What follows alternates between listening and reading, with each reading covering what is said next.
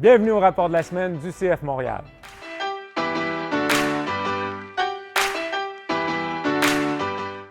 Le 11 Montréalais poursuit son début de saison sur la route en affrontant l'Inter Miami ce dimanche à Fort Lauderdale. Après une première victoire obtenue au Texas contre le FC Dallas, la troupe de Laurent Courtois cherchera à maintenir sa séquence positive en Floride. Le CF Montréal aura su naviguer quelques obstacles pour s'imposer à son dernier match en MLS. Les remplacements hâtifs de Mahala Opoku et Mathias Coccaro lors de la première mi-temps en raison de blessures auront donné l'occasion à Jules-Anthony Vilsain et Joseph Martinez de se mettre en valeur. Les deux substituts sont parvenus à marquer tour à tour les premiers buts des Montréalais cette saison, menant du même coup l'équipe à la victoire à Frisco.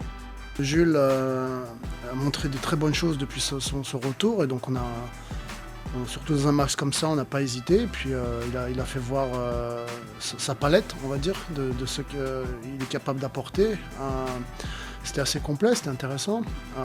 Mais bon, on voit qu'au niveau fitness, on est encore en difficulté. Mais Joseph, c'est Joseph et il fait ce que très peu peuvent faire. Donc voilà, il s'en voulait pour la semaine d'avant et puis je savais il avait à cœur de se rattraper et là il a fait une super action, mais il est encore loin de son potentiel fitness, donc on a encore beaucoup de boulot. Au chapitre du bilan de santé, l'effectif montréalais devra composer avec l'absence d'Opoku pour une durée indéterminée. On aura toutefois pu assister au retour de Lassi Lapalainen et Robert Torkelson au sein du groupe d'entraînement après avoir passé la majeure partie du camp pré-saison en programme de réhabilitation. Il en va de même pour Joaquin Sosa et Nathan Saliba, qui avaient été tenus à l'écart lors des derniers matchs. On surveillera par ailleurs l'évolution de Dominique Yankov, absent à Dallas, mais qui pourrait retrouver le groupe dans un avenir rapproché. Enfin, les nouvelles semblent également positives en ce qui concerne Mathias Coccaro, lui qui a aussi pu s'entraîner normalement. L'autre nouvelle de la semaine concerne la mise sous contrat de Grayson Doody. Le choix de première ronde au Super Draft de la MLS est officiellement joueur du CF Montréal depuis mardi, s'entendant pour une durée d'1 an en plus de 3 années d'option.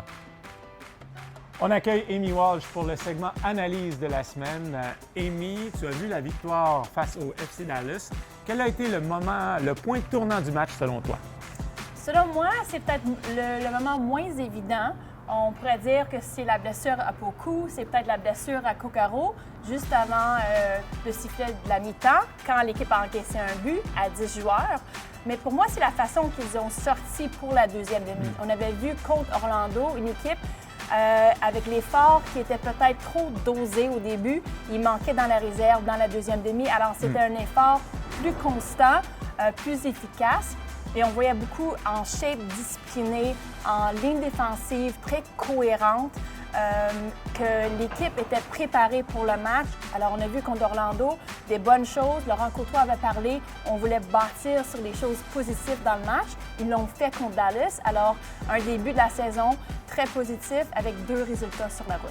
Et tu as pu voir la victoire convaincante de Miami face à Orlando. Quelle sera la clé pour le CF Montréal dans son match contre l'Inter Miami?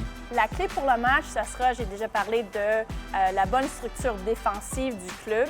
C'est de répliquer ça, mais aussi contrôler les menaces offensives de Miami. Alors, on a Jordi Alba, on a Busquets, on a Messi, on a Suarez. On avait des questions sur Suarez pour son fitness, pour sa santé. Est-ce qu'il allait être un joueur sur une jambe?